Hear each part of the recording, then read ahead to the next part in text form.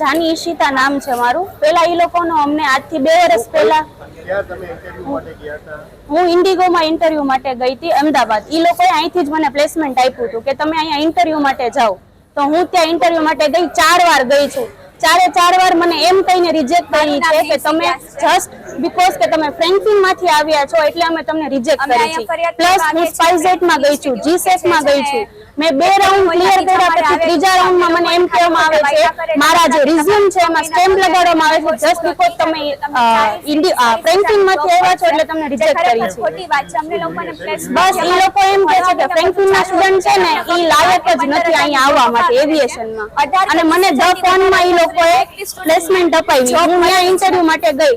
9,000 ની સેલેરી છે, 9 hours duty છે. હવે અમે પેરેન્ટ્સ વગરના છીએ. અમે મારી પેરેન્ટ્સ મારા કોરોનામાં વયા ગયા હતા એની સહાયમાં મેં ફીસ ભરેલી છે અને મેં આમાં ભરીને અત્યારે મને એમ કે 9,000 માં તમે જાઓ. હવે મારે શું કરવાનું? કા મારી ફીસ પાછી આપો કા મને રાજકોટ હીરાસરમાં લગાવો. ફોન આવ્યો તો ત્યારે એમ કહેવામાં આવ્યું હતું કે હીરાસર અત્યારે બની ગયું છે, તમારા માટે ફૂલ ઓપોર્ચ્યુનિટી છે, 40,000 થી નીચે પેકેજ નહીં મળે. તો અત્યારે અમે 9,000 માં જાય કે ન જાય? અમારું બસ ઈ છે કામને ફીસ પાછી આપો, કામને 40,000 નું પેકેજ આપો. ફીસ મારી મેં લોન કરાવીને 1,50,000 ભરેલી છે અને 6 મંથ નો કોર્સ હતો અને હજી મારે કોર્સમાં 2 મોડ્યુલ પણ બાકી છે. મારો કોર્સ પણ પૂરો નથી કર્યો.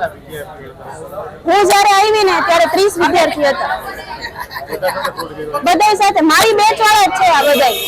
મારે 2 વર્ષ થઈ ગયા છે.